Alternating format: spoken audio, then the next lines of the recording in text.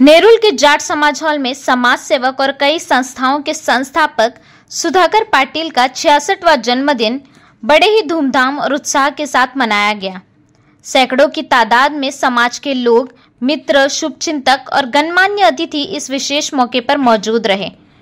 आए हुए सभी मेहमानों का स्वागत फूलों की गुलदस्ते, शॉल और श्रीफल के साथ बड़े सम्मान में किया गया।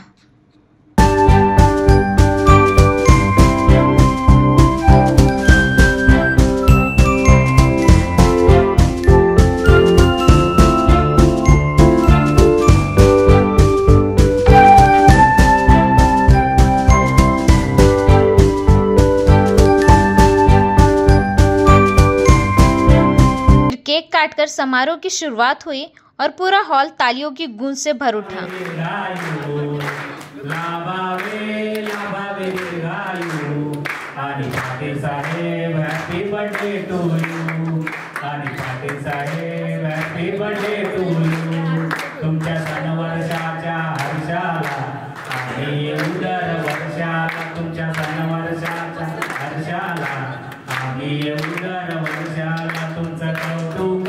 येऊन आम्ही करू तुमचं कौतुक, येऊन आम्ही करू आणि पाटील साहेब हॅपी बर्थडे टू यू, आणि पाटील साहेब हॅपी बर्थडे टू यू। वाढदिवसाच्या लाख लाख शुभेच्छा। Happy birthday. इस कार्यक्रम की एक खास बात ये रही कि मेहमानों के मनोरंजन के लिए एक शानदार ऑर्केस्ट्रा प्रोग्राम रखा गया, जिसमें हिंदी और मराठी दोनों भाषाओं के हिट गानों का संगम देखने और सुनने को मिला। लोगों ने तालियों और उत्साह के साथ इन पलों का आनंद लिया। इस गर्मजोशी भरे स्वागत के बाद मेहमानों ने सुधाकर पाटिल को गुलदस्ते भेंट कर जन्मदिन की शुभकामनाएं दी।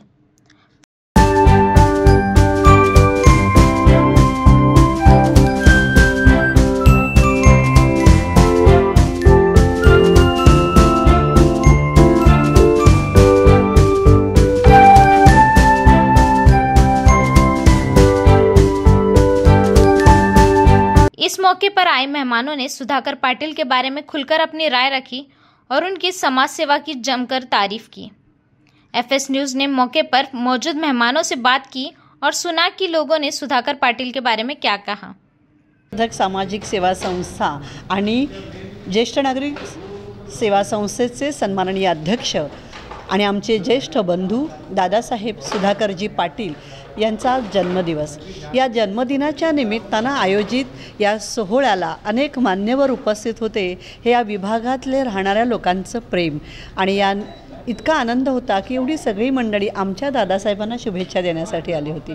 आज मी दादासाहेबांना त्यांच्या जन्मदिनाच्या अनंत शुभेच्छा देत असताना त्यांचं आयुष्य अतिशय बहरलेलं, समृद्ध, समाधानी आणि उदंड आयुष्य त्यांना लाभो असं श्रीकृष्णाच्या चरणी प्रार्थना करते आणि अतिशय चांगलं समाजकार्य त्यांच्या हातून घडो आणि या समाजकार्यासाठी, राष्ट्रहितासाठी उदंड आणि निरोगी आयुष्य लाभो अशी सुयश चिंतिते। मी सुधाकर पाटील साहेब हे 3 मोठ्या संस्थांचा कार्यभार सांभाळत आहेत। एक श्री साई सेवा संस्था असेल, आमची सातारा, सांगली, सोलापूर, कोल्हापूर ह्या जिल्ह्यांसाठी नवयुगेत कार्यरत असलेली शिवसह्याद्री ऐक्यवर्धक सेवा संस्था असेल, त्याचप्रमाणे सिवूड्समधील ज्येष्ठ नागरिक संघटना, अशा 3 संघटनांचा कारभार ते सांभाळत आहेत। त्यांना आज 66व्या वाढदिवसानिमित्त मी आमच्या मनसे परिवारातर्फे आणि सिवूड्समधील तमाम नागरिकांतर्फे त्यांना मी खूप खूप शुभेच्छा देतो।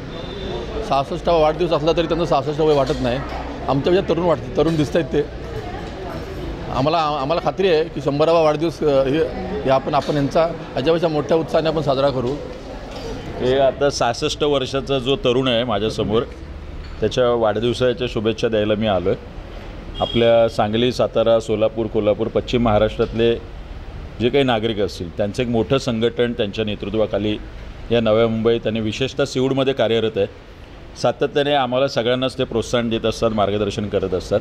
त्यामुळे त्यांच्या वाढदिवसाला सर्व पक्षातले आणि मला वाटतं सामाजिक संघटनांचे अनेक जण इथे आलेत। खूप खूप शुभेच्छा देतो। त्यांचा फिटनेस पाहता त्यांना अजून 100 वर्ष लाभो एवढेच मनोकामना मनसेच्या वतीने व्यक्त करतो। धन्यवाद। थँक्यू। 9 ऑगस्ट हा आमच्या मोठे बंधू सुधाकरजी पाटील साहेब यांचा वाढदिवस काल रक्षाबंधन होतं म्हणून आम्ही आज तो साजरा केला. पण खरं तर काल मी त्यांना औक्षण करण्याची संधी सोडली नाही. रक्षाबंधनाचाही कार्यक्रम होताच काल. मी त्यांना कालच ओवाळून रक्षाबंधनची राखी बांधून आम्ही हा वाढदिवसाचाही कार्यक्रम काल साजरा केला होता आणि आज त्यांच्या ह्या परिवाराच्या आनंदात सामील होण्यासाठी आम्ही सर्वजण इथे आलो होतो. खरं तर हा आनंद आमचाही आहे. ते केवळ एक मोठे बंधू नाही आहेत, ते राजकीय व्यक्तिमत्व नाही आहेत, सामाजिक व्यक्तिमत्व आहेत. ते एक म्हण आहे, देणाऱ्याने देत जावं, घेणाऱ्याने घेत जावं. तसे सुधाकर पाटील साहेब आम्हाला कायमच मार्गदर्शन, समाजात कसं वागायचं त्याच्याबद्दलची सगळ्या गोष्टी आम्हाला शिकवत असतात. ते देणारे आहेत, ते देत राहतात आणि आम्ही लहान म्हणून त्यांच्याकडून ह्या सगळी शिकतोय गोष्टी, सगळ्या गोष्टी आम्ही आत्मसात करतोय आणि आम्ही घेत राहतोय आणि असेच ही परंपरा आम्ही पुढे चालवू. मला खरं तर म्हणजे असं या ठिकाणी बोलणं चुकीचं आहे, पण सुधाकर पाटील साहेबांचं काम हे मोदीजींसारखं आहे, सबका साथ सबका विकास. त्यांनी संघटनेतून समाजाच्या विकासासाठी अगदी कटिबद्ध होऊन ज्या पद्धतीने काम चालवलेलं आहे ते कधीच आपल्या कामामध्ये कोणत्याही प्रकारचं दुजाभाव करत नाहीत किंवा कोणाला मागे सर म्हणत नाही. समाजाची जी गरज आहे, लोकांची जी गरज आहे ते ओळखून ते नेहमीच काम करत असतात आणि आम्हाला त्यांच्या ह्या कार्याचा नेहमीच अभिमान वाटतो. त्यांच्याबरोबर राहून त्यांचे मार्गदर्शन कायम मिळत राहावं अशीच आमची अपेक्षा असते. आज त्यांचा 66वा वाढदिवस साजरा केला आहे. त्यांच्या 100व्या वाढदिवसाला उभं राहून मला अशा शुभेच्छा देता याव्यात यासाठी मी ईश्वराकडे प्रार्थना करेन. त्यांना निरोगी आयुष्याच्या, सुदृढ आयुष्याच्या खूप खूप शुभेच्छा. धन्यवाद. आमचे सुधाकरजी पाटील साहेब या आपल्या सिवूड विभागामध्ये अनेक वर्षापासून फक्त राहत नाही तर इथल्या सामाजिक जडणघडणीमध्ये त्यांचा सिंहाचा वाटा आहे. त्यामुळे आज त्यांच्या वाढदिवसानिमित्त आपण पाहू शकतो की सिवूडमधील अनेक राजकीय नेते मंडळी जे एकमेकांचं चेहरासुद्धा पाहण्यास टाळाटाळ करत असतात, त्यांच्या वाढदिवसानिमित्त ते सगळे एका ठिकाणी आले. त्यामुळे ही त्यांची किमया आहे. त्यामुळे त्यांच्या वाढदिवसानिमित्त हे सगळं घडू शकतं. ते समाजामध्ये चांगला आणि सकारात्मक बदल घडू शकतात, ही ताकद त्यांच्यात आहे. त्यामुळे त्यांच्या 66व्या वाढदिवसानिमित्त त्यांच्याकडून आमच्यासारखे तरुण युवक हीच प्रेरणा घेतात, हाच आदर्श घेतात की त्यांच्यामध्ये समाजासाठी काही चांगलं करण्याची, समाज घडवण्याची जी प्रेरणा आहे. त्यांच्या शिवसह्याद्री ऐकवर्तक संघटना असेल, आपले साईबाबा मंदिर असेल, या माध्यमातून समाजाला एकत्रित ठेवण्याचं काम सुधाकर पाटील साहेब गेली अनेक वर्ष करत आहेत. आज त्यांच्या 66व्या वाढदिवसानिमित्त त्यांना मनापासून शुभेच्छा देतो आणि त्यांनी 27 व्हावं या कामनासुद्धा या ठिकाणी व्यक्त करतो. मार्गदर्शक सन्माननीय सुधाकर पाटील साहेब हे अजातशत्रू व्यक्तिमत्व आहे. तसं पाहायला गेलं तर सुधाकर पाटील साहेबांचा आमचा परिचय शिवसह्याद्री सामाजिक ऐक्यवर्तक संघटनेच्या माध्यमातून झाला. पण जसजसं ही व्यक्ती कळत गेली, ही व्यक्ती वेगळीच आहे. म्हणजे यांचा उद्देश सामाजिक आहे आणि वेगवेगळ्या लोकांना जोडणं आहे. यांचं म्हणणं आहे की समाजातल्या चांगल्या लोकांना जोडून एक जी माळा बनेल, त्या माळेतून समाजाचा फायदा होईल, समाजाचं हित होईल. आणि त्या हिशोबाने ते शिवसह्याद्रीचे अध्यक्ष म्हणून आम्हाला लाभले, हे आमच्या संस्थेचं भाग्य आहे. यांच्यासारखा एक मार्गदर्शक आपल्या सामाजिक आयुष्यात सोबत असला की आपल्या चुका कमी होतात आणि आपला मार्ग चांगला राहतो. त्याचप्रमाणे सुधाकर पाटील साहेबांना ज्येष्ठ नागरिक संघटनेच्या लोकांनी पण त्यांच्या संस्थेचा अध्यक्ष केलेलं आहे. आणि ही संस्था अशी आहे की नवी मुंबईमध्ये सगळ्यात जास्त सभासद असणारी सेवाधारी ज्येष्ठ नागरिक संघटना आहे. आज त्या संघटनेचे कॅप्टन म्हणून ते यशस्वीरित्या त्यांची धुरा सांभाळत आहेत. त्यामुळे सुधाकर पाटील साहेबांचं सिडको, महानगरपालिका, मंत्रालय येथील अधिकाऱ्यांबरोबर असणारे मैत्री संबंध पाहता येथील सामाजिक संस्थांना आजपर्यंत त्यांच्या त्या संबंधांचा फायदा झालेला आहे. आणि पाटील साहेबांनी पण कोणाला देताना कधी हात आकडता घेतला नाही. मग ते मार्गदर्शन असो, आर्थिक मदत असो, कुठे कोणाचं कनेक्टिव्हिटी करून देणं असो, तो सुधाकर पाटील साहेबांनी नाही असं कोणाला म्हटलं नाही.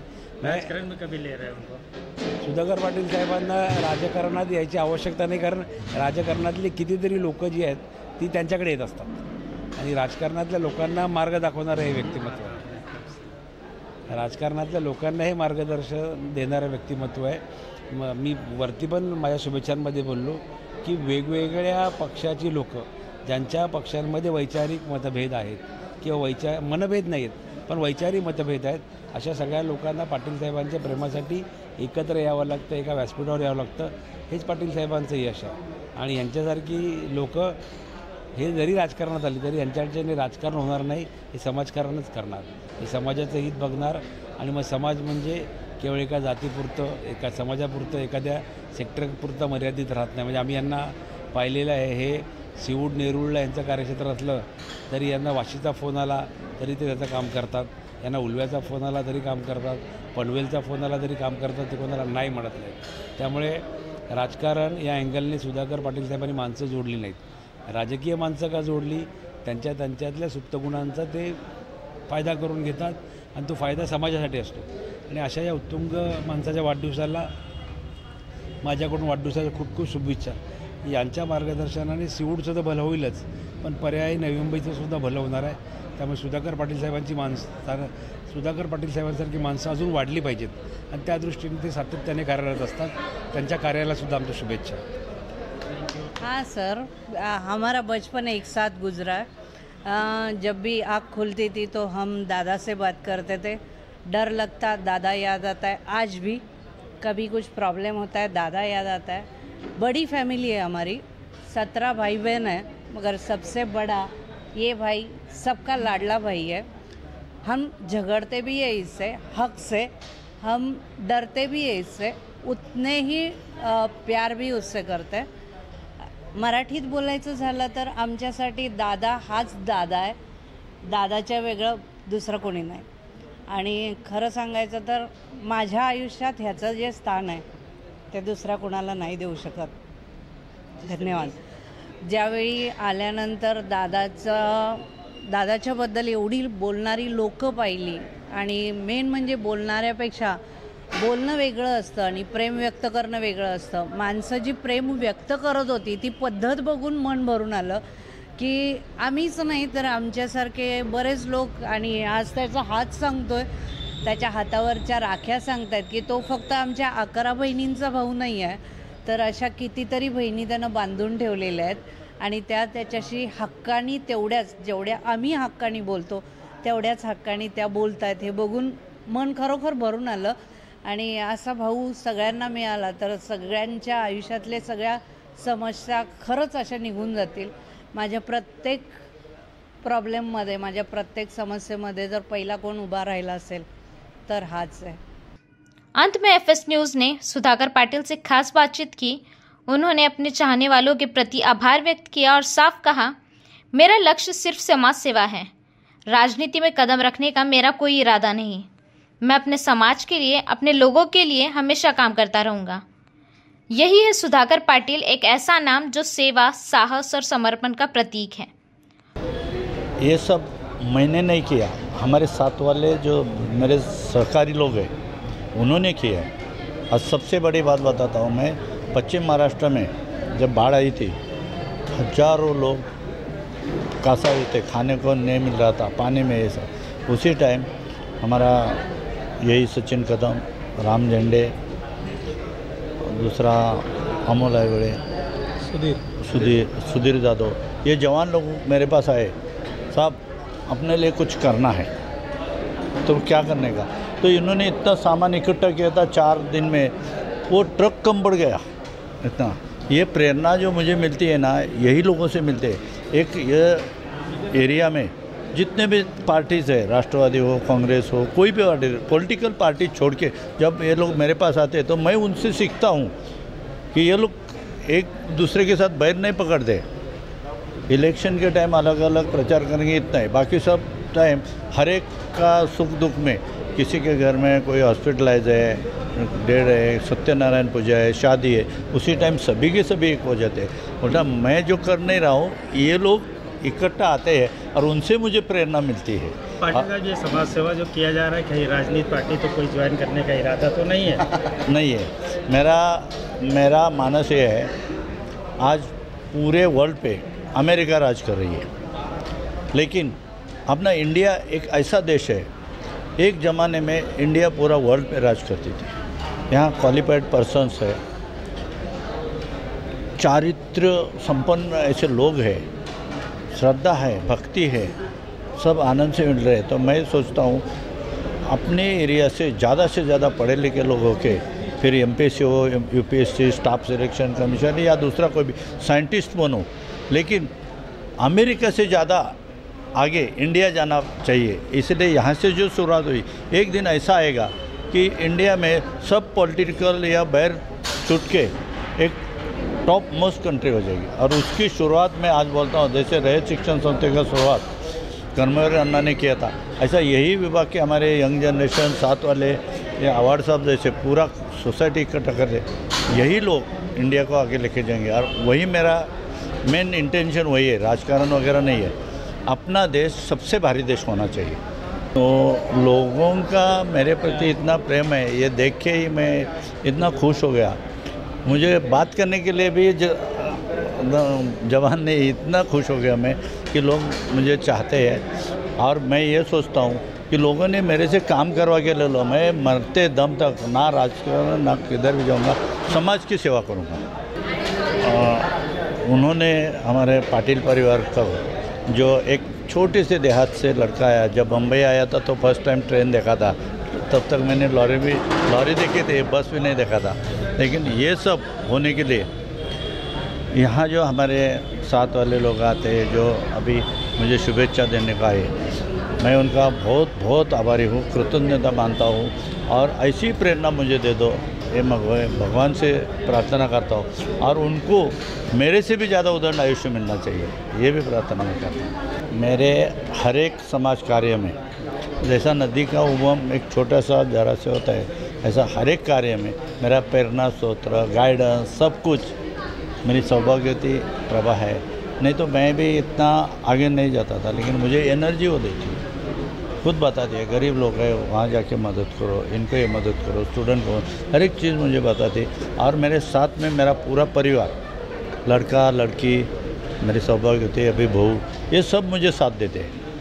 मैं कोई किसी जगह मदद कार्यक्रम को गया तो मैं आने तक खाना खाने को रुक जाते हैं, लेकिन कभी गुस्सा नहीं करते कि ये हुआ है। इतना साथ देते हैं, हर एक मेरे कार्य में 90% इनका सहयोग है, 9% मेरे बच्चों का, बहू का, और 1% मेरा। Bureau report, FS news network, Nerul, Navi Mumbai.